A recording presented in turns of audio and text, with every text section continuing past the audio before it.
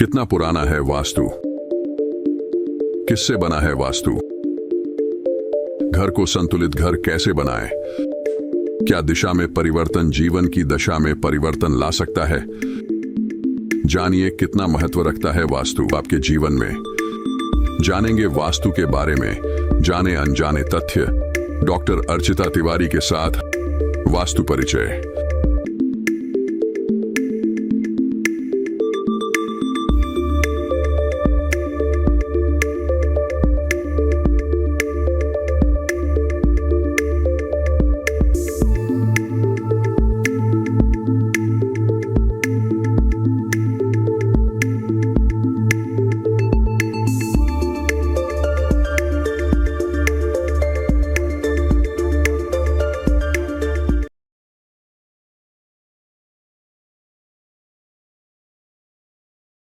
नमस्कार, मैं हूं प्रीति त्रिपाठी और आप देख रहे हैं सी टाइम्स। सी टाइम्स के आज ग्रह नक्षत्र प्रोग्राम के अंतर्गत हम लेकर के आए हैं वास्तु विद डॉक्टर अर्चिता तिवारी जी को, जिसमें आज हम बात करेंगे। जैसा कि आप सभी जानते हैं कि अभी पितृपक्ष चल रहे हैं, इसके बाद 15 तारीख से नवदुर्गा स्टार्ट हो जाएंगी।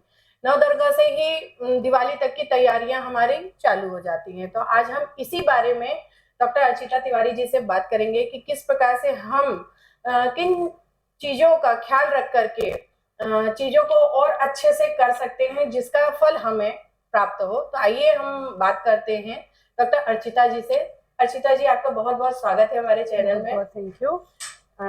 जैसा कि जानते हैं कि नवरात्रि चालू होने वाली है, तो उस हिसाब से हमको वास्तु के अकॉर्डिंग क्या ध्यान रखना चाहिए विशेष? हम सभी जानते हैं कि अभी जो पितृपक्ष चल रहे हैं, तो पितृपक्ष का समापन है और दुर्गा जी का आगमन है। तो इस जब दुर्गा जी का आगमन होता है तो हम सब पहले से तैयारी में लग जाते हैं। 8 दिन पहले से हमारे घर में ये कोशिश होती है कि घर में साफ सफाई शुरू हो जाती है। एक भक्तिपूर्ण माहौल बनाने के लिए हम उसकी प्रिपरेशन पहले से स्टार्ट कर देते हैं जी। तो वह स्टार्टिंग जब होती है तो हम स्टार्ट करते हैं घर की साफ सफाई से। तो अगर हम साफ सफाई की बात करते हैं तो इसमें वास्तु तो आता ही है। ये तो एक जनरल चीज है कि हम घर में सफाई करना एक रेगुलर चीज है जो डेली में सभी के यहाँ होती है। हाँ, लेकिन नवरात्रि से दिवाली तक की विशेष प्रकार की होती है ताकि हमारे यहाँ लक्ष्मी का वास हो। बिल्कुल बिल्कुल। जब हम नवरात्रि की शुरुआत करते हैं, शुरुआत में जब हमारे घर में सफाई शुरू होती है तो हमारा वास्तु के अनुसार हम कह सकते हैं कि जो भी हमारे घर में पुरानी चीजें रहती हैं, जनरली जो हम लोग डंप कर लेते हैं, हम एक इग्नोर कर देते हैं कि ये हम बाद में फेंक देंगे। बिल्कुल। या कई बार ऐसा स्टोर रूम रहता है, वहां जाकर के सारी चीजों को रख दिया डंप करते जाते हैं कि कभी हम उसको सेल करेंगे, कबाड़ी को दे देंगे। तो हम वेट करते हैं कि वो 1 महीना निकल जाए या वो हम 2 महीने बाद उसको एक कबाड़ी को देंगे। तो उसके पीछे का कारण ये नहीं रहता कि उसके पीछे जो अमाउंट मिलेगा इसलिए हम इकट्ठा कर रहे हैं। उसके पीछे एक कारण ये होता है कि जो भी चीजें हम जमा कर रहे हैं वो इसलिए कि पहले बहुत सारे इकट्ठा हो जाए फिर हम अलग करेंगे। तो क्यों ना हम इस चीज को रेगुलर करें कि हम वो चीज को इकट्ठा ही ना होने दें, ताकि उसको घर में रखने से जो नेगेटिविटी हमारे घर में आ रही है हम उसको पैदा ही क्यों होने दें। अच्छा, मतलब ये जो चीजें हम इकट्ठा करके रखते जाते हैं, इलेक्ट्रॉनिक्स चीजें या कुछ भी ऐसा घर का सामान होता है जिसको रखते जाते हैं कि भाई इसको एक समय के बाद हो सकता है कभी यूज करेंगे या निकाल देंगे, बिल्कुल बिल्कुल। तो उनका भी साइड इफेक्ट एक जनरल एक थिंकिंग होती है लोगों के दिमाग में कि हमने एक टीवी लिया तो टीवी का जो बॉक्स है वो हमने ऊपर चढ़ा के रख दिया या साइड में कहीं पीछे डाल दिया। जनरली हर घर में ये चीज होती है। फ्रिज लिया तो उसका बॉक्स हमने फोल्ड करके कहीं पलंग के नीचे डाल दिया, कहीं वॉल के पीछे डाल दिया। तो ये चीजें जो रहती है ये हमारे दिमाग की एक उपज रहती है कि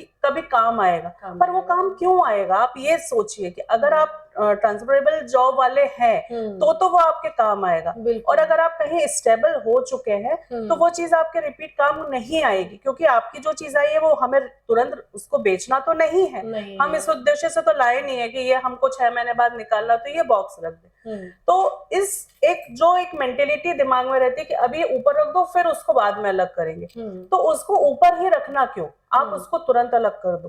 तो जो एक कबाड़ हम इस स्थिति में लाके हर मतलब घर में जमा करते जाते कि छोटे छोटे प्लास्टिक की डिब्बियां हो गई, बड़े डिब्बे हो गए, कुछ कंटेनर्स हो गए, ऑयल के कंटेनर हो गए, ये सब हम एक डंप करते जाते हैं। और उस जगह पे जब वो चीज डंप हो जाती है ना, तो राहु का डेरा बन जाती है। लेकिन जनरली घर में जो बड़े लोग रहते हैं उन लोग इतने आसानी से चीजों को अलग नहीं करने देते हैं। जैसे कि मैं घर में भी है, तो मैं अगर कोई सामान अलग करती हूँ तो नहीं करने देते, गुस्सा करने लगते हैं। लेकिन हाँ, जब मुझे मौका मिलता है कि इधर उधर कहीं गए हैं तो मैं कर देती हूँ, क्योंकि मुझे कबाड़ रखना पसंद नहीं है। अननेसेसरी चीजों को क्यों बढ़ाना। तो आज के समय में जगह छोटी होती है, घर छोटे होते हैं, तो हमको उसके हिसाब से काम करना है। हाँ। तो आप मैनेज करिए कि जो भी चीजें हमारे यहाँ ऐसी पड़ी हुई है, जो इकट्ठा हो गया है, जिसकी हमें जरूरत ही नहीं है, या जरूरत के वक्त पे वो चीज ही हमें याद ना आए, तो ऐसी चीजों को रखने का कोई मतलब नहीं है। कभी होता है कि हमको उस चीज की आवश्यकता है और वो मिलती भी नहीं है। तो उस समय हम एक छोटी कील से लेके बहुत बड़ी चीज तक हम संभाल के रखते हैं, लेकिन जब वो कील मिलने का टाइम आता है तो हम पूरा घर ढूंढते, वो कील नहीं मिलती। तो बेटर ऑप्शन है कि आप बाजार से वो कील ला सकते हैं, बजाय इसके कि आप इसको घर में रखा हुआ है और आपने वहां दी छोटी छोटी चीज करके बहुत सारा सामान इकट्ठा कर लिया। तो आप इन चीजों पे बिलीव ना करें कि हम 2 महीने बाद 3 महीने बाद उसको अलग करेंगे, हम उसको अलग करते जाएं। अर्चिता जी, ये बताइए कि नवरात्रि के पहले किन विशेष बातों का हमको वास्तु के अकॉर्डिंग ध्यान रखना चाहिए। है तो बहुत छोटी छोटी चीजें होती हैं, बट कभी होता है कि उसका प्रभाव बहुत अच्छा होता है और उसका प्रभाव कभी कभी बहुत ही गलत भी हो जाता है, लेकिन जनरली हमको समझ में नहीं आता क्योंकि हमको नॉलेज ही नहीं है। बिल्कुल। तो हमको उस बारे में बताइए कि जैसे अभी नवदुर्गा स्टार्ट होने वाली है, तो हमको किस प्रकार से तैयारी मंदिर की, कहाँ क्या कैसा करना चाहिए। हम जब घर की तैयारियां शुरू करते हैं तो हम सफाइयों से शुरू करते हैं जी। घर में हम जाले निकालने का काम करते हैं, हम झाड़ू पोछा करते हैं, पोछे जब लगाते हैं तो उसमें हम ध्यान रखें कि आप डेली उसको रूटीन में ले आए कि आप या तो नमक के पानी का पोछा लगाएं या आप वीकली गौमूत्र का इस्तेमाल करें अपने पोछे के पानी में। इससे क्या होता है? इससे जो भी नेगेटिविटी निकलती है, क्योंकि हम जब घर से बाहर जाते हैं घर में प्रवेश करते हैं, घर का कोई भी अगर व्यक्ति घर से बाहर जाता है आता है तो वो किस जगह से आ रहा है हम किसी को नहीं मालूम होता। तो जो भी नेगेटिविटी उनके माध्यम से घर में प्रवेश करती है वो एक नेगेटिव फील क्रिएट कर देती है। तो उसको निकालने के लिए हम नमक का पानी इस्तेमाल करें, हम गौमूत्र इस्तेमाल करें, महीने में कभी हम गंगा जल छिड़क दें हमारे घर पे। तो इन सब चीजों से नेगेटिविटी घर के बाहर होती है और हमारे घर में एक पॉजिटिव माहौल बनता है। तो ये सब बहुत ही छोटी बारीक चीजें रहती है, लेकिन अगर हम इनको रूटीन में लेके आ जाते हैं तो ये एनर्जी फ्लो आपके घर का डे बाय डे बढ़ता जाएगा। हाँ जी। चीजें ऐसी है कि हमको पता नहीं चलती हैं, बट वो काफी इफेक्टिव रहती है। और दूसरी चीज आती है कि इससे हम जब बढ़ते हैं तो फिर हम एक साफ सफाई का माहौल बन गया, हमने सब कर लिया, तैयारियां हो गई हैं। तो अब हम जब पूजा की बात करते हैं तो वास्तु में पूजा का स्थान जैसे फिक्स है कि हम माता रानी की स्थापना के लिए हम एक विशेष स्थान रखते हैं, हर घर में एक अपना उनका एक स्थान होता है। लेकिन हमारी कोशिश होती है कि जब हर घर में उनका स्थान जहां भी हो वो पवित्र ही होता है, क्योंकि बिल्कुल मंदिर एक पवित्र स्थान बिल्कुल जहां पर वो स्थापित हो चुके हैं तो मतलब पवित्र ही है। लेकिन वास्तु में कुछ चीजें डायरेक्शंस फिक्स होती हैं, तो उसके अकॉर्डिंग अगर हम बात करते हैं तो डायरेक्शन आती है नॉर्थ और ईस्ट, उत्तर और पूर्व का कॉर्नर, ईशान कोण, नॉर्थ और ईस्ट। हाँ, तब देवी की स्थापना हम उस जगह पर करें, प्रॉपर चीजों को चेंज करें, वहां पुरानी चीजों को हटा के नई चीजों का इस्तेमाल करें, हर चीज का हम ध्यान रखें। तो उससे क्या होगा, एक पॉजिटिव माहौल भी बनेगा, फील भी अच्छा आएगा और सब चीजें आपकी क्लियर होती जाएंगी। मंदिर में कई मंदिरों में मैंने देखा, घर के मंदिर में बहुत सारे देवी देवता रहते हैं, तो होना चाहिए नहीं। घर में अगर हमारे मंदिर है तो हमारी कोशिश रहती है कि हमारी तो कोशिश रहती है, लेकिन सबके साथ सबकी भावनाएं जुड़ी होती है। हर कोई हर किसी भगवान को मानता है। कई बार कहीं 4 धाम की यात्रा से होकर के आए, देवी जी के किसी स्थान से होकर के आया, तो प्रसाद के रूप में अपन को फोटो मतलब इस तरीके की चीजें मिलती हैं, तो हम उनको क्या करते हैं कि उनको मंदिर में रखते जाते हैं और उनकी पूजा करते हैं। नहीं, तो इस तरीके से संख्या बढ़ती जाती है। देखिए भगवान तो एक ही है, अगर आप माने तो उनके एक रूप को भी मान सकते हैं, नहीं तो उनके तो अनेक रूप है ही, और हम जितने हैं हमारी सबके साथ भावनाएं जुड़ी होती हैं। बिल्कुल। और जैसे कि एक कैटेगरी होती है भगवानों की कि हम किससे क्या मांग सकते हैं, तो एक हम वैसा सोच के हम बोलते हैं कि शिव जी से अगर हमें मांगना है तो हम उनसे आराधना ही मांगते हैं, हम उनसे ध्यान कि हाँ, तो हर किसी के साथ हम वैसा ही देखते हैं, वैसे ही दुर्गा जी की बात करते हैं तो हम शक्ति पे आ जाते हैं कि शक्ति, तो हर किसी के साथ अलग अलग भावना, कोई देवी को मानता है, कोई शिव जी को मानता है, ये अपनी भावना के ऊपर डिपेंड करता है। लेकिन हमारी ये सोच है कि हमें जितने कम से कम, जितना छोटा परिवार रहेगा हम उतने खुश होकर पूजा करेंगे। एक लॉजिकली हम बात करते हैं तो ये कि अगर आपको बहुत जल्दी है और आपके सामने बहुत सारे भगवान है, अगर आपके पास एक ही भगवान है तो आपने फटाक से उनको नहलाया, चंदन टीका करके उनकी बहुत अच्छे से आरती की। लेकिन आपके सामने अगर बहुत सारे भगवान हैं तो आप जल्दबाजी में किसी को पूजेंगे, किसी को नहीं पूजेंगे, तो हमको भी फील होता है कि हमने किसी की ठीक से पूजा नहीं की। बिल्कुल, ये होता ही है क्योंकि समय के अकॉर्डिंग आजकल काम होता है, इतना टाइम तो है नहीं, किसी के पास नहीं रहता, जल्दी से पूजा की और तो हमारी भावनाएं भी हाथ होती है कि हमने इतने सारे रखे लेकिन हम किसी को केयर नहीं कर पा रहे, क्या करना चाहिए? तो फिर हमको बहुत लिमिटेड कि हम जितना हम कर सकते हैं हम उतने ही भगवान अपने मंदिर में रखें। और जो लोग अक्सर हम जाते हैं कहीं से बाहर से, कोई हमें लाके देते हैं, कोई बद्रीनाथ गए, कोई, तो हमारे सभी पूजनीय है सारे भगवान, लेकिन उन सभी का स्थान हमारे मंदिर में ऑलरेडी है, लेकिन रूप अलग अलग है। तो हम उनको बिल्कुल प्रॉपर उनको अपने घर में स्थान दें, लेकिन हम उनको पूजा स्थान में ना रखें, ताकि उनका वो जो हम चाह रहे हैं वैसा नहीं कर पाए तो हमको भी फील होगा, और ये भी होगा कि हम उनको प्रॉपर समय नहीं दे पा रहे हैं, हम पूजा नहीं कर पा रहे हैं, स्थान उनको नहीं दे पा रहे, स्थान नहीं दे पा रहे।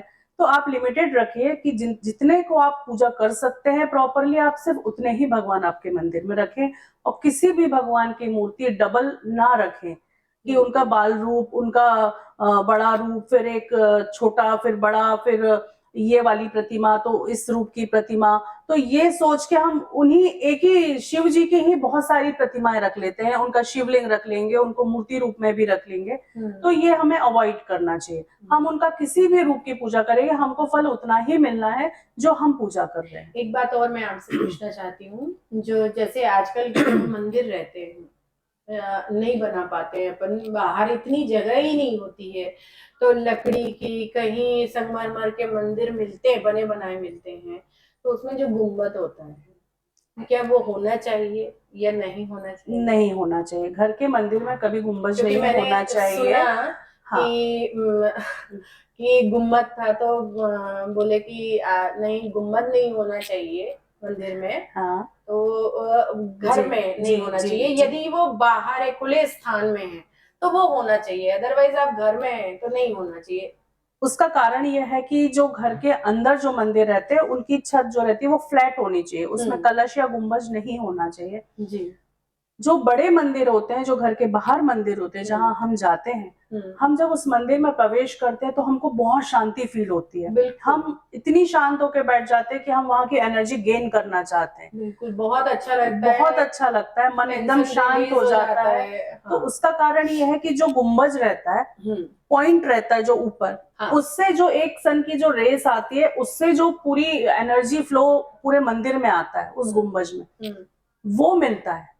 और उसी जो हम लोग माहौल मंदिर के अंदर क्रिएट करते हैं, हम अपनी भावनाएं भगवान को प्रदर्शित करते हैं अंदर ही अंदर भगवान की आंतरिक मन से कि हमारा ये हो जाए, हमारा काम बन जाए, हमारे ये काम हो जाए, तो जो भी हम भगवान के सामने, हर व्यक्ति वही चीज करता है। तो भगवान सुनते तो सबकी हैं, लेकिन उस परिवेश में जो एक चीज क्रिएट होती है वो नेगेटिविटी। अच्छा, ओके, तो वो नेगेटिविटी जो होती है वो पूरी सराउंडिंग करते करते करते करते उस पॉइंट से आउट होती है।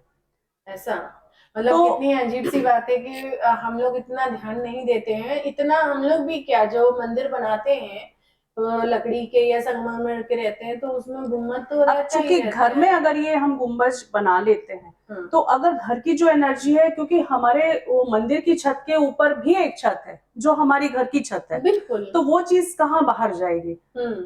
ओके, तो जब हम मंदिर में किसी विशेष मंदिर में जाते हैं तो उसके ऊपर आकाश रहता है, तो जो नेगेटिविटी है वो आकाश में चली जाती है, खुले आसमान वातावरण में चली हाँ, जाती है। और जो हमारे घर के गुंबद, मंदिर के गुंबद से निकलती है वो तो हमारे घर में सराउंड करती है। बिल्कुल, उनको बाहर जाने के लिए कहीं कुछ कोई जगह लेकिन नहीं कई लोग ये भी कह सकते हैं खिड़की दरवाजे तो होते हैं ना मैडम, वहां से जा सकते हैं। नहीं, पर वो चीज उसमें नहीं है, जो डायरेक्ट आसमान से कनेक्शन है वो उसका कनेक्शन इस वाले गुंबद से हो ही नहीं सकता। गुरुत्वाकर्षण। बिल्कुल। अर्चिता जी ये बताइए, नवरात्रि के बाद दिवाली आती है, दिवाली की साफ सफाई में भी हम लगे, दिवाली की तैयारियों में लगे रहते हैं, तो ऐसी कौन सी चीजें हैं और वास्तु के अनुसार ऐसी कौन सी चीज है जिसका हम खास ख्याल रखें? जैसे कि कलर होते हैं, कलर पेंट करवाते हैं हम लोग, तो उसमें कुछ वास्तु के हिसाब से अगर हम घर को देखते हैं तो हम यही चाहते हैं कि घर में पंच तत्वों का समावेश हो। अब पंच तत्वों का समावेश हम रंगों के माध्यम से बहुत आसानी से कर सकते हैं कि हर तत्व जो रहता है वो किसी ना किसी दिशा को बताता है, दर्शाता है। तो पूर्व, पश्चिम, उत्तर, दक्षिण, ये जो डायरेक्शंस होती हैं, ये डायरेक्शंस में सबके अपने अपने एक रंग होते हैं, सबके अपने अपने तत्व होते हैं। ऐसा मतलब डायरेक्शन के अकॉर्डिंग कलर्स का एक दूसरे से हाँ, रिलेशन है। तो किस डायरेक्शन में कौन सा कलर जाता है, किस डायरेक्शन में हम किस तत्व को प्रभावित कर रहे हैं, या कुछ अपोजिट चीज किसी डायरेक्शन में चली गई तो उसके क्या नुकसान हो सकते हैं, ये पूरा हमें बहुत ध्यान रखना चाहिए जब हम कलर थीम। अगर मैं ऐसे पूछूं, जनरली नहीं किसी से दिखवा करके आदमी कलर करवाता है या वास्तु वालों से अपने मन से अपने फेवरेट कलर्स के करवा लेते हैं। आजकल मॉडर्न उसमें स्टाइल, लाइफ स्टाइल में देखा जाए तो जो एक वॉल होती है डार्क कलर की होती है और आजू बाजू की जो वॉल होती है वो उसी से कंट्रास्ट मैच करके और कलर हो जाते हैं। तो कुछ ऐसा आइडियल कलर कॉम्बिनेशन होता है जो कि बहुत अच्छा होता है, क्योंकि अभी तक तो हमने अपने मन से ही कर लिया है। देखिए क्या होता है कि अगर मैं आइडियल बोलूं तो अगर मैं अलग अलग कलर्स बताएं तो सबको दिमाग में ये आता है कि मेरा घर बिल्कुल कलरफुल हो जाएगा, मैं कितने सारे कलर्स एक घर में यूज करेंगे हम। तो उस कंडीशन में हमें सबसे बेसिक कलर्स जो होते हैं व्हाइट, आइवरी, बनाना क्रीम और क्रीम, हम इन कलर्स को कभी भी कहीं भी यूज कर सकते हैं। मतलब क्योंकि ये न्यूट्रल कलर होते हैं, इसको हम कहीं भी इस्तेमाल कर सकते हैं, उसमें कहीं कोई दिक्कत नहीं है। लेकिन आप किसी ब्राइट कलर पे जाते हो तो मैं हमेशा कहती हूँ कि ब्राइट कलर में हमेशा कभी भी एकदम लाउड कलर यूज नहीं करना चाहिए। कि जैसे हमारे डायरेक्शन वाइज अगर हम बात करते हैं तो नॉर्थ जो डायरेक्शन है उसका तत्व पानी से, जल तत्व है। तो जल तत्व के जब हम दिमाग में लाते हैं तो जल हमें नीला दिखाई देता है, बिल्कुल ठीक है। तो और जल तत्व जो है वो नीला दिखाई देता है, तो हमें उस वॉल पे हमको या तो हम स्काई ब्लू कलर कर सकते हैं, हम डार्क ब्लू वहां बिल्कुल भी नहीं कर सकते, बिल्कुल नहीं, है ना। और हल्का नीला कलर करते हैं तो वो पानी दर्शाता है, वहां पे हम पानी की वेव्स बना सकते हैं अगर आपको कुछ डिजाइनर चाहिए। हाँ, आजकल सब डिजाइनर होता है, इवन वॉलपेपर ज्यादा आजकल यूज हो रहे हैं, तो वॉलपेपर भी अपन यूज कर सकते हैं। बिल्कुल बिल्कुल कर सकते हैं। तो उस डायरेक्शन के अकॉर्डिंग हम हर चीज को यूज कर सकते हैं। तो कलर थीम को जब हम ध्यान में रखते हैं तो उत्तर जो दिशा होती है तो ये जल तत्व की दिशा है, जल तत्व की दिशा है तो मतलब हमको वहां पे या तो बिल्कुल स्काई ब्लू कलर चाहिए या बिल्कुल हल्का हरा चाहिए, कि जो पानी में जो शेड्स हमें दिखते हैं वो कलर हमें उस वॉल पे चाहिए, बिल्कुल, जिनको देख करके आंखों को भी अच्छा लगता है। और दूसरी चीज ये होती है कि हमारे पास उस जगह से अपॉर्चुनिटीज आती हैं। अगर हम बोले तो पैसे का फ्लो उस साइड से आता है, मतलब कितनी इम्पोर्टेंट चीज है जिसको हमको नहीं पता है, आज अर्चिता जी बता रही हैं तो थोड़ा सा हम ध्यान दे लें। अगर हम कलर करवा रहे हैं तो बिल्कुल ध्यान रखिए इन चीजों का। अगर हमने नॉर्थ की वॉल पे ब्लू कलर हमको चाहिए है तो ब्लू ही चाहिए है, नहीं आप ब्लू करना चाहते तो आप व्हाइट या ऑफ व्हाइट करके उसको छोड़ सकते हैं जी। लेकिन आप इसके अपोजिट अगर रेड कलर वहां कर देते हैं, नॉर्थ वॉल पे रेड, मैरून या कोई भी ऐसा कलर जो ब्राइट कलर्स होते हैं, तो वो आपको तुरंत उल्टा इफेक्ट देने लगते हैं। आपके काम रुक जाएंगे, आपकी अपॉर्चुनिटीज आते आते आपके पास रुक जाएंगी, जो हमको पता नहीं चलते, पैसे का फ्लो रुक जाएगा, हमारी पेमेंट्स फंस जाएंगी। चूंकि लाल रंग जो है वो अग्नि को बताता है और जो ये दिशा है वो है जल तत्व की। तो अग्नि और जल ये दोनों आपस में तो कभी एक हो ही नहीं सकते, तो सारी चीजें आपकी वहीं थम जाएंगी, आप समझ भी नहीं पाएंगे। तो इसलिए इन सब चीजों का ध्यान रखना बहुत जरूरी है कि आप किस डायरेक्शन में कौन सा कलर कर रहे हैं, तो उस पर्टिकुलर उस कलर पे ही चलिए। अगर आपको इन सब चीजों पे नहीं जाना है तो आप पूरे घर में लाइट शेड कर लीजिए। बिल्कुल। तो डायरेक्शन वाइज इसमें कलर्स होते हैं। जैसे कि हम पूर्व की बात करते तो पूर्व में हम हरा कलर कर सकते हैं, लाइट पिंक कलर कर सकते हैं, क्योंकि सन की डायरेक्शन है। तो सन से रिलेटेड जो कलर्स आते हैं, तो सन के कलर्स तो बहुत ब्राइट होते हैं, हम इतने ब्राइट कलर्स हम नहीं ले सकते। आप बिल्कुल हल्का ले सकते हैं, हरा ले सकते हैं, क्रीमी। जैसे न्यूली मैरिड हैं या उनकी पहली दिवाली है तो उनके मतलब उनके रिलेशनशिप अच्छे बने रहें, तो उसके लिए उनके रूम्स में कौन सा कलर होना चाहिए? कपल्स के लिए रूम सबसे पहले फाइनली डिसाइड होना चाहिए कि किस डायरेक्शन में, और फिर उसके बाद वो डायरेक्शन के हिसाब से वो कलर आता है कि हम उनके रूम में वो कौन सा कलर जाएगा। जनरली हम कोशिश करते हैं कि उनके रूम में पिंक कलर हो, लाइट पिंक शेड आए, ताकि जो संबंधों में एक एकता बनी रहे और सामंजस्य बना रहे। तो इन सब चीजों को ध्यान में रख के, लेकिन डायरेक्शन क्या आती है डिपेंड करता है कि उस कपल का रूम किस डायरेक्शन में। अच्छा। और ये पता लगाने के लिए आप आप किसी भी विशेषज्ञ से आप बात कर सकते हैं, सलाह ले सकते हैं, और ये बहुत जरूरी है क्योंकि हर डायरेक्शन आपको नहीं समझ में आएगा कि अब हम दक्षिण में कौन सा कलर लें या हम पश्चिम में कौन सा कलर लें। तो डायरेक्शन के हिसाब से सबकी कलर्स अलग अलग होते हैं, तत्व अलग अलग होते हैं, तो आप इसको मिक्स नहीं कर सकते। बिल्कुल। जो स्ट्रॉन्ग है वो स्ट्रॉन्ग ही रहेगा, जो लाइट है वो लाइट ही रहेगा। तो आप उनको मैच नहीं कर सकते, इसलिए आप उसके लिए किसी विशेषज्ञ की सलाह लें। अदरवाइज आपको नहीं समझ में आता है तो आप किसी भी लाइट शेड को अपने कमरे में कर सकते हैं। बिल्कुल। अर्चिता जी ये बताइए, जैसे कि हमारा मुख्य द्वार, हम मुख्य द्वार पे विशेष ध्यान देते हैं, कमरों पे तो देते ही देते हैं, आजकल एंट्रेंस पे भी ध्यान देते हैं कि उसका किस प्रकार से लुक होना चाहिए, उसमें क्या ऐसी चीज लगाएं कि आदमी को देख करके अट्रैक्ट हो और जब हम घर जाएं तो हमको भी देख करके बहुत ही अच्छा फील हो। तो आप उसके लिए क्या बताना चाहेंगे हमारे दर्शकों को? हम जो घर का मुख्य द्वार होता है वही घर की सबसे बड़ी रौनक रहती है। बिल्कुल। क्योंकि उसी से हमारे सामने वाले व्यक्ति को घर का अंदाज लगता है कि घर कैसा होगा। बिल्कुल। तो घर का मुख्य द्वार बहुत सुंदर होना चाहिए, बहुत डेकोरेटिव होना चाहिए। आप उसको तोरण से और अलग अलग चीजों से, फूलों से सजा सकते हैं। आप हमारी धर्म में बहुत सारे शुभ चिन्ह होते हैं, है ना, तो हम उनका अब सभी हर धर्म के अलग अलग चिन्ह होते हैं, तो आप अपने धर्म के अनुसार जो भी चिन्ह आपके यहाँ चलते हो आप उसको मेन एंट्रेंस पे लगा सकते हैं। शुभ लाभ ये तो सभी को चाहिए, तो शुभ लाभ तो कॉमन चीज है, परिवार में ये होना ही चाहिए। हम एक कलश जो रहता है घर के बाहर, हम कलश लगा सकते हैं। बिल्कुल। स्वास्तिक लगा सकते हैं, चिन्ह बनाते हैं। बिल्कुल। और इवन घर के दरवाजे पे डेली मैं तो यही कहती हूँ कि आप वहां पे पोछा लगाइए, पानी का छिड़काव करिए, वहां पे रंगोली डालिए, तो घर की रौनक वहीं से है। आप सबसे पहले घर के मुख्य द्वार को सजाइए, उसके बाद आप धीरे धीरे आपके घर को सजाइए। पहले के जमाने में मैंने अपने यहाँ देखा है, अपनी नानी लोगों को देखा है, और मेरी मम्मा भी ये चीज यूज करती हैं, अभी भी करती आ रही है, मैंने देखा है उनको कि उठते ही सबसे पहले मुख्य द्वार को, जो हमारा आंगन है वहां पर वो झाड़ू लगाएंगी, फिर उसको धोती हैं, बिल्कुल, मतलब साफ सुथरा रखते हैं। तो ये चीज होनी चाहिए। बिल्कुल, ये लागू होती है, और ये पुराने समय से, ये कुछ नया तो है नहीं, ये सब वही है, और वही आज हम चीजें काम आती है। आज आप देखिए सबके एंट्रेंसेस बहुत सुंदर होते हैं जब नए घर बनते हैं, हर कोई चाहता है हमारा घर का मुख्य द्वार बहुत सुंदर दिखे, हरियाली हो और सजा हुआ दिखे, कोई भी आए तो पहले दरवाजा देख के खुश हो जाए। और उसके बाद फिर हम फिर उसके बाद स्टेप बाय स्टेप जब हम अंदर जाते हैं तो फिर उसकी इंटीरियर की बात अलग हो जाती है।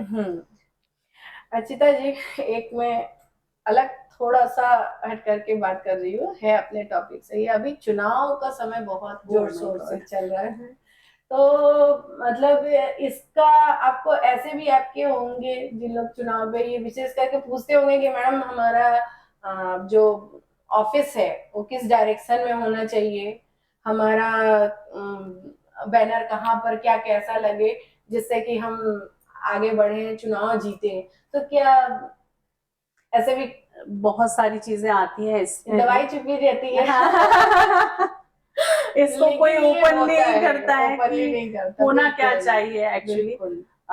देखिए, वास्तु में हर चीज की डायरेक्शन है, दिशाएं दी हुई हैं कि हमें किस चीज के लिए कौन सी जगह उपयोग में लानी चाहिए। तो संबंधों की दिशा जो होती है या स्टेबिलिटी की जो डायरेक्शन होती है जी, ये दो लगभग सेम चीजें हैं, लेकिन इनके लिए हम कुछ अलग अलग दिशाओं का उपयोग करते हैं।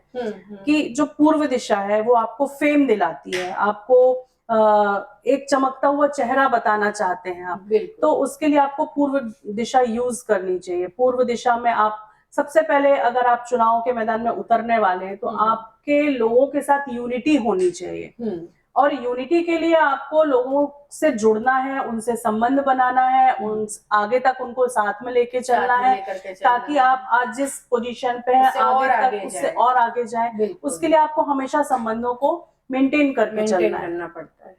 तो इसके लिए पूर्व की दिशा जो है वो बहुत सपोर्टिंग होती है, और आप अपना जो भी आपके लोग हैं आपके साथ, उनकी फोटो आप उस डायरेक्शन में लगाइए। और इवन एक बहुत अच्छा छोटा सा उदाहरण मैं आपको देना चाहूंगी कि आपने देखा होगा कि जगन्नाथपुरी में जो रथ चलता है जी, जब जब रथ यात्रा निकलती है तो उसमें आपने कभी देखा होगा उसमें हजारों की तादाद में पब्लिक उस रथ को खींचती है। बिल्कुल, बहुत भीड़ रहती है और वो लगता है कि हम थोड़ा सा ही खींच लें ताकि हमको उस चीज का पुण्य प्राप्त हो। तो उसमें एक आपने यूनिटी देखी होगी कि उस रथ को खींचने के लिए इतने लोग पीछे रहते हैं कि हम सब मिलकर इस रथ को खींचेंगे तो ताकि वो चीज आगे बढ़े। तो हमको भी जब आगे बढ़ना है, कोई एक कैंडिडेट भी खड़ा है तो उसको सपोर्ट में बहुत लोग चाहिए कि लोग हमें पुश करें, हमें आगे बढ़ाएं, हमें यूनिटी के साथ आगे बढ़ना है। तो हम एक छोटी सी चीज कर सकते हैं कि हम वो यूनिटी दिखाने के लिए जो जगन्नाथपुरी का रथ है उस फ्रेम को हम ईस्ट डायरेक्शन में घर में टांग दें। अच्छा, उससे बहुत फर्क पड़ता है। दूसरी चीज, हमारे धर्म में हम राम दरबार की पूजा करते हैं, बिल्कुल, है ना। तो राम दरबार में एक आपको बहुत अच्छी यूनिटी दिखाई देगी। उसमें सब लोग, आपको कभी भी कोई पूजा होती तो हम सबसे पहले राम दरबार अपने पूजा में रखते हैं, बिल्कुल, है ना। तो हम राम दरबार को ईस्ट की डायरेक्शन में लगाएं ताकि वो एक यूनिटी दिखाई दे। तो यूनिटी के लिए आप ये दो चीजें आप बहुत अच्छा रिजल्ट देती हैं, आप इसको उपयोग में ला सकते हैं। और बहुत सारी इसके अंदर जानकारियां हैं, अगर उनको प्राप्त करनी है तो वो हमसे बात कर सकते हैं। बिल्कुल, क्योंकि चुनाव के समय सबको देखिए, कोई बताए ना बताए, कहे ना कहे, लेकिन सबका रहता ही है और इस चीज पे बिलीव भी करते हैं कि हम ऐसा करेंगे तो ऐसा हो जाएगा, हमारे बिगड़े काम जो है वो बन जाएंगे। तो उस समय पे वो सारे काम वो करते हैं, भले हम बताएं ना बताएं। जैसे हम देखते हैं कि कोई बहुत बड़ा व्यापारी है और उसका व्यापार बढ़ता जा रहा है, तो ऐसा नहीं है कि वो नहीं मानते, बिल्कुल मानते हैं, बस ये है कि उस चीजों को वो उतना शो नहीं करते हैं, बताते नहीं है। लेकिन आप देखेंगे तो बिल्कुल हर चीज उनकी व्यवस्थित रहती है, दिशा अनुसार होती है, वास्तु अनुसार होती है, ज्योतिष अनुसार होती है, वो सभी चीजों को मानते हैं।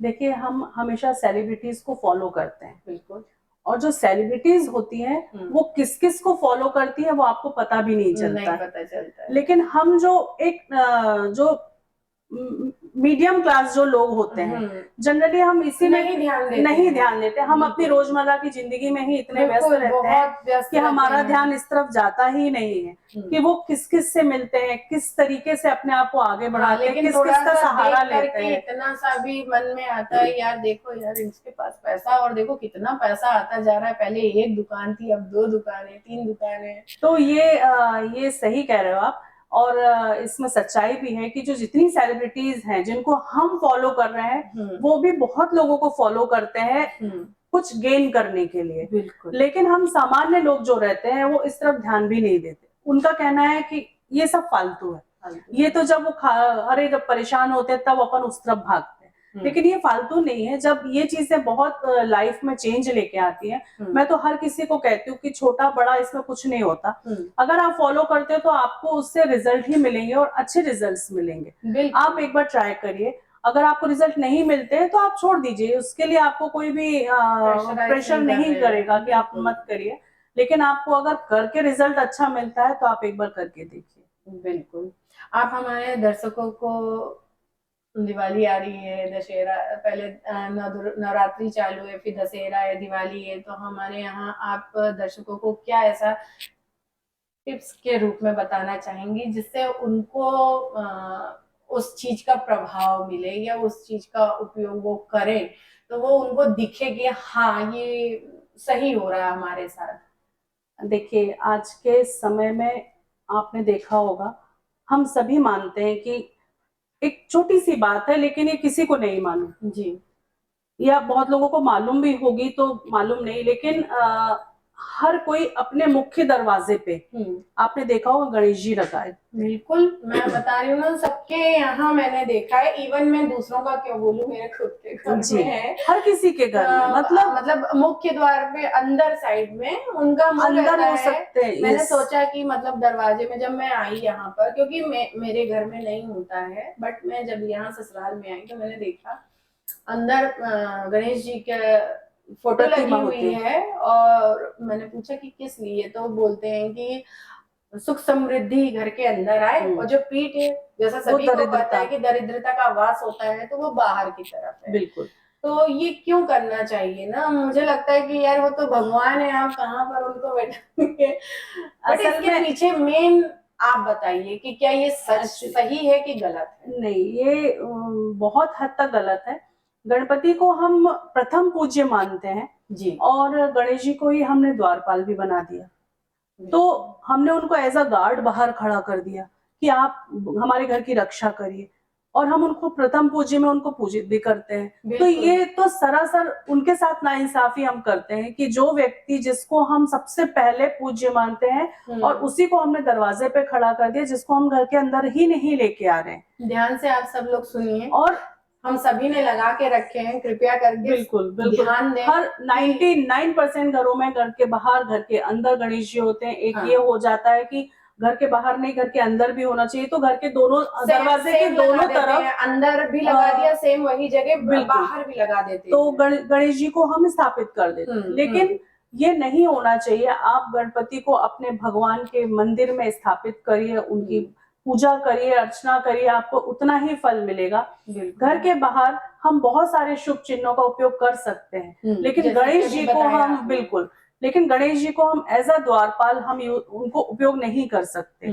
तो उनके लिए हम इतने ही कहेंगे कि आप उनको घर में स्थान दें, ना कि दरवाजे पे। हम उनको एज अ चौकीदार हम यूज नहीं कर सकते। और आजकल आपने देखा होगा चलन में हर कोई एक दूसरे को भगवान गिफ्ट करते हैं। बहुत ज्यादा हो गया है, ये प्रचलन में आ गया है कि चलन में आ गया है कि कुछ नहीं समझ में आ रहा, गणेश जी की एक मूर्ति उठाई और बढ़िया गिफ्ट रैप करके हमने उनको गिफ्ट कर दिया। पर हम उनको क्या सही जगह पहुंचा रहे हैं, या वो मानते हैं या नहीं मानते हैं उनको, और हमने उनको गिफ्ट किया, उनका हम एक तरह से अनादर कर रहे हैं। तो भगवान की प्रतिमाओं को लेना देना, गिफ्ट में देना, ये सही नहीं है। क्योंकि उनका हम जो सम्मान करते हैं, सामने वाला भी उसका उनका उतना ही सम्मान करता है क्या, है कि नहीं कर रहा है। तो ये एक फैशन का दौर है, तो जो फैशन में आता है तो वो चीज कंटिन्यू हो जाती है। हम बिना सोचे समझे उसके पीछे चल पड़ते हैं कि भेड़ चाल में चलने लगते हैं कि अरे उन्होंने दिया हम भी दे सकते हैं। फिर पता चला मार्केट में सिर्फ गणेश जी दिखाई दे रहे, आप कुछ लेने गए तो उन्होंने गणेश जी पकड़ा दिए, ये फ्रेम पकड़ा दिया। तो हम भगवानों के साथ खिलवाड़ क्यों करते हैं? हम अपने घर में एक लिमिटेड उनको स्थान ऑलरेडी दे चुके हैं, और अगर आप हमको दे रहे हो तो हमको ये लगता है अब इनको कहाँ रखेंगे। जिस समय आपके दिमाग में ये भावना आ जाती है कि अब इनको कहाँ रखेंगे, इतने बड़े घर में आपके पास उनके लिए जगह नहीं है, इट मीन्स आपके दिल में उनके लिए जगह नहीं है। तो आप उनका बिल्कुल भी अपमान मत करिए, उनको ससम्मान आप अपने ही घर में रखिए, लेकिन किसी को गिफ्ट मत दीजिए। भगवान का आदान प्रदान करने वाले हम लोग कोई नहीं होते, ना ही हम उनको हल्के में ले सकते हैं। लेकिन आज के समय में एक ये फैशन के दौर में ये चीज चलन में बहुत बढ़ गई, कुछ समझ नहीं आ रहा कि क्या देना है, तो हमने उठा के राम दरबार दे दिया, हमने उठा के हनुमान जी गिफ्ट कर दिया, हमने उठा के लड्डू गोपाल जी को गिफ्ट कर दिया। तो इन चीजों के पीछे बहुत सारे लॉजिक्स रहते हैं। आप बहुत सोच के ये चीज करिए कि हम क्या देने जा रहे हैं, उनकी इस चीज की इम्पोर्टेंस किसी और के घर में होगी क्या। बिल्कुल, लेकिन स्टिल मैं अभी भी आपसे, मेरा क्वेश्चन वहीं पर है कि जो मुख्य द्वार पे हम लोग गणेश जी लगाते हैं, तो उसके अलावा क्या हम दूसरे भगवान जी लगा सकते हैं या नहीं लगाना चाहिए? कई जगह मैंने देखा हनुमान जी भी रहते हैं। देखिए हनुमान जी, इसके पीछे लॉजिक क्या है कि क्यों नहीं लगाना चाहिए? क्योंकि आजकल हर चीज का क्यों है, अगर आपने बोला है तो ये क्यों बोला, और यदि आप मना कर रहे हैं तो क्यों मना कर रहे हैं, हमको इस चीज। देखिए गणेश जी का तो मैंने आपको बताया, इवन मैं सभी भगवान के लिए ऐसा कहना चाहूंगी कि हम किसी को भी एज अ द्वारपाल हम खड़े नहीं कर सकते, उनको खड़ा करने वाले हम कोई नहीं होते। जैसे घर के मुखिया होते हैं, जैसे हम घर में अपने फादर को हम उन्हीं को पहले पूज्य मानते हैं कि हमारे जो पापा है, हमारे जो पिताजी हैं, तो जो बड़े अगर हम उन्होंने घर बनवाया और मैं सबसे पहले हम उनको ही घर के बाहर रखें कि आपको सब यही करना है खड़े होके, तो क्या वो पॉसिबल है? नहीं। जबकि तो, घर के जो मुखिया हैं या बड़े हैं तो उनको हम एक स्थान देते हैं, उनको उनका स्थान रहता है भाई। हम उनके लिए पहले जो भी काम हो रहा है, ये खाना पीना चाय नाश्ता जो भी है, सबसे पहले उन्हीं को देते हैं। तो हम इसी चीज से एक दिमाग लगा के काम कर सकते हैं कि जिस चीज को हम सबसे पहले पूछते हैं, तो क्या हम उनको दरवाजे पे खड़ा रख सकते हैं? नहीं रख सकते। तो इसके लिए आप थोड़ा सा लॉजिक यूज करिए। और रही बात किसी भी और भगवान की, तो हम किसी को भी दरवाजे पे नहीं रख सकते, लेकिन हाँ दक्षिण मुखी घरों के लिए हम अक्सर कहते हैं कि आप पंचमुखी हनुमान जी या सिंगल हनुमान जी की फोटो आप लगा सकते हैं, लेकिन बिल्कुल मुख्य द्वार के ऊपर कभी मत लगाइए, क्योंकि कुछ विशेष दिनों में लेडीज जो रहती हैं वो दरवाजे से जब क्रॉस होती हैं, और हम कहते हैं कि समय पे विशेष ध्यान रखना है कि हमारी छांव, मतलब उन दिनों छांव भी जो है ईश्वर की या के ऊपर नहीं पड़नी चाहिए। तो अवॉइड करना चाहिए कि दरवाजे से हट के हम किसी दूसरी दीवार पे दक्षिणी हम हनुमान जी की फोटो को लगा सकते हैं। पहले के समय में यदि देखा जाए, जो घर में बनते हैं, आज भी देखा जाए गाँव में कहीं भी आप जाकर के देखें, तो वहां पर भगवान जी वगैरह नहीं रखे जाते। ये आज के चलन में हो गया है कि हम ये कर सकते हैं, वो कर सकते हैं, मतलब शो ऑफ बोल सकते हैं इसको।